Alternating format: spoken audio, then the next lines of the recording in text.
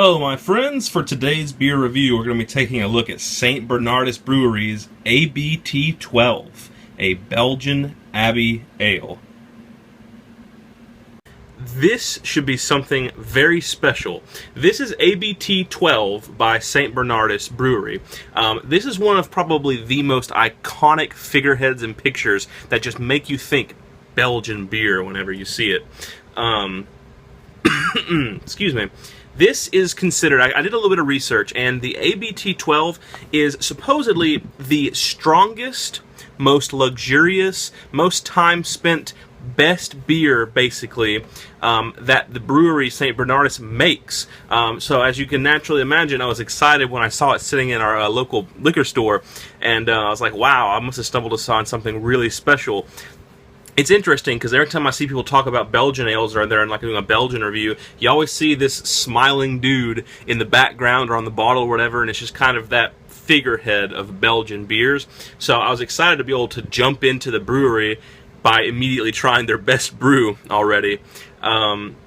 So just some information, this beer comes in at 10% alcohol by volume, which is enormous, massive beer. If you drink this whole bottle, I mean, once again, like I say, you can equate it to a fourth of this bottle being straight 40%, bourbon whiskey. You're going to be feeling it. You're going to be probably tipsy if you finish this whole bottle at the very least. So, there's a little bit of reading on the back, and I'll read it here for you. It says, ABT 12 Abbey Ale. Brewery St. Bernardus was founded in 1946 in Watou, probably pronouncing that wrong, province of West Flanders in Belgium. These exceptional quality ales are brewed by using only the finest malts, local grown hops, yeast, and artesian water pumped from a depth of 500 feet. That's fancy. After the brewing process, these traditional ales are matured in tanks for 3 months before being bottle conditioned. The result is a naturally carbonated living ale which can be aged for up to 15 years and will satisfy the taste of even the most discriminating connoisseurs. That's me. Bringing heavenly nectar within reach. ABT 12 Abbey Ale, brewed in the classic quadruple style of Belgium's best Abbey ales. Serve this noble and wonderfully balanced brown ale at 52 to 56 degrees in a goblet glass to best enjoy its delicate bouquet. Well, this is straight out of the fridge, and it's probably more in the 40s. But what I like to do is try these things cold, and then let them warm up and come back to them when they're at the proper temperature and just see how they develop and everything. So I'm going to be drinking this today out of the proper glassware. This is my Chimay chalice. I use this to drink all my Belgian stuff out of, and so that's my go-to for Belgian beers. And I think of something of this caliber and magnitude, it deserves the proper glassware. So without further ado, I'm going to get the cage and the cap and the cork and everything off of here and give this a taste. Like I said, I'm excited because I was reading somewhere that whenever they have tastings and stuff, this is the beer that is served. Okay. Cage is off. Ooh, that one was ready.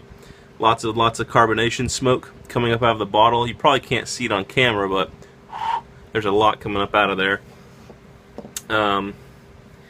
Let's give it a pour here. Straight out of the bottle, it's a nice copper kind of rust color, which is what I come to expect from the style of beer. I'll be careful pouring this down the center. Wow, this looks fantastic. Poured a nice finger and a half of generous, extremely carbonated, foamy head up into the light.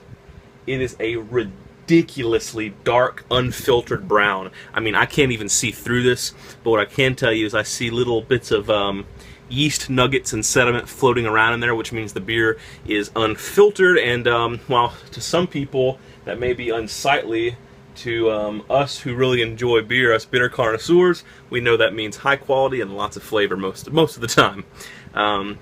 That head is not subsiding so far, and it's very thick, dense, and creamy. This looks awesome, so let's give it a smell. Huge presence of very warm alcohol. Lots of malt and yeast. extremely strong alcoholic wine notes, like that kind of almost black cherry or deep grapey, winey alcohol is just coming through very strong and warm. It smells great. There's also some kind of, I don't know how to explain it, like champagne qualities and characteristics to the aroma as well. And a little bit of hops there, but it's mostly dominated by those dark black cherry and grape wine notes, alcohol, and all that malt. It smells pretty good. So let's go ahead and give it a taste while it's cold and see how it tastes right now.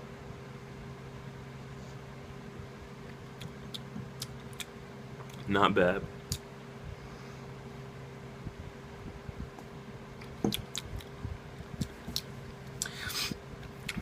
It's got a lot of almost like sweet, ricey sort of alcohol up front. You know, that kind of warm, sweet alcohol that you may get from sake if you drink something like that. It has that up front. Very malty. It almost drinks like an old ale or an ancient ale. Like if you've had a Founder's Curmudgeon or something like that. That's sort of how it tastes right now. As far as the finish, ends on just an ever so slightly sour, grapey, winey, malty note.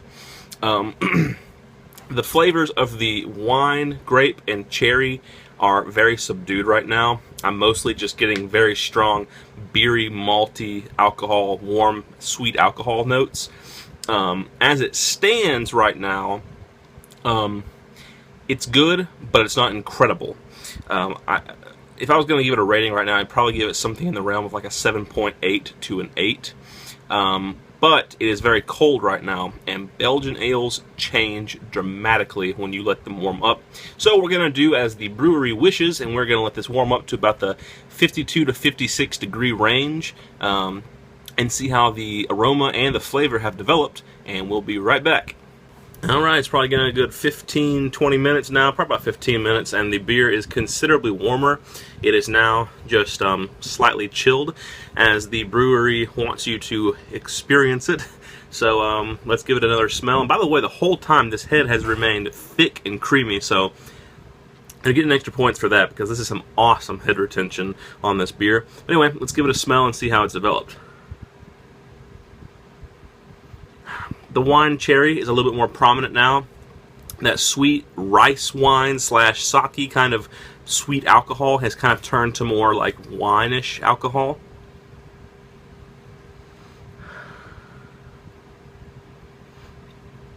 And there may be some very light touches of things like caramel or brown sugar starting to creep up in the very back. They're quite faint.